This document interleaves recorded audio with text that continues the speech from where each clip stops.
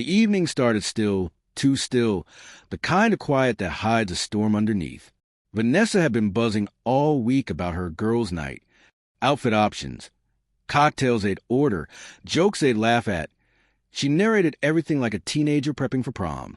She insisted it was innocent, just friends unwinding. But the past few months had taught me how to read between her words. The late nights that stretched longer. The copy and paste explanations. The phone she gripped a little too tightly. The way she glanced over her shoulder before replying to certain messages. I never confronted her. I didn't have to. I'd learned that patience, well-timed, well-aimed, was far more effective than accusations.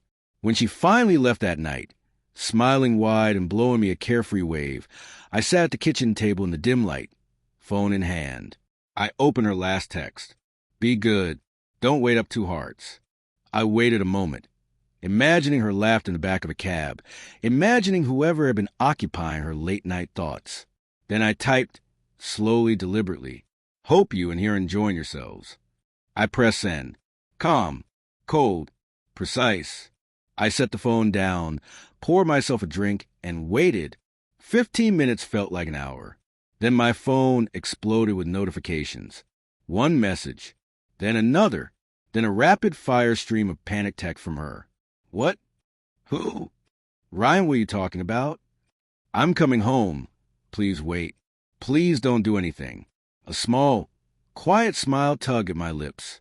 I didn't reply. I didn't need to. The seed of fear had already taken root, growing faster than she ever expected. 10 minutes later, I heard frantic footsteps rushing down the hall, keys clattering against the doorframe. She stumbled inside, hair disheveled, breath uneven, eyes wide with dread. She froze when she saw me sitting on the couch, one leg crossed over the other, perfectly still. My phone rested loosely in my hand. No anger, no shouting, just silence.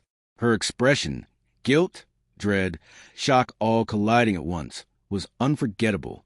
Vanessa, I said quietly. Not sharp, not loud, just final. Sit down. We need to talk. Her hand flew to her mouth. She shook her head like a child caught stealing. Ryan, it's not. Please, it's not what you think. I lifted a hand, stopping her instantly. The silence between us stretched thin, tight, suffocating. Every second felt heavier than the last. She could practically feel the truth pressing down on her, stripping away every excuse she'd rehearsed.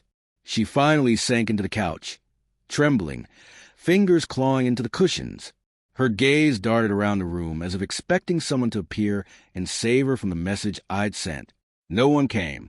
It was just her and me and the truth she'd been running from. I leaned back, voice soft but razor sharp. So how was the night? I asked. Did you and he have fun? Her mouth opened. Nothing came out. The panic finally rooted her in place. Minutes passed. Long, weighted minutes where she said nothing and unraveled piece by piece. When I finally spoke, my voice didn't rise. It didn't shake. You can leave whenever you want, Vanessa. I let the words settle like dust. But remember, when you think you can lie without consequences, reality arrives sooner than you think. Her hands quivered in her lap. Tears threatened at the corners of her eyes. Ryan, please, I didn't let her finish.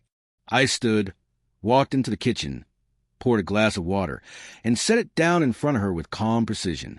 Consider this a lesson, I said softly. One you won't forget. And she wouldn't.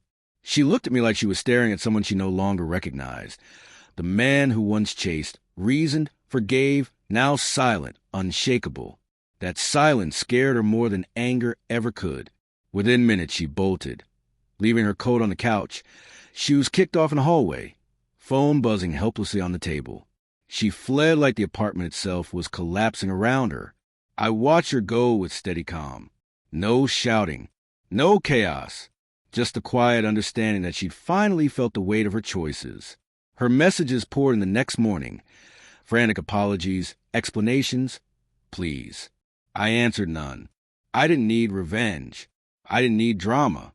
I'd simply reminded her that deceit always comes at a cost, and sometimes the sharpest justice is delivered in silence, not fury. That night, in 10 words and 10 minutes, her confidence turned to sheer terror. Sometimes the most devastating power is quiet.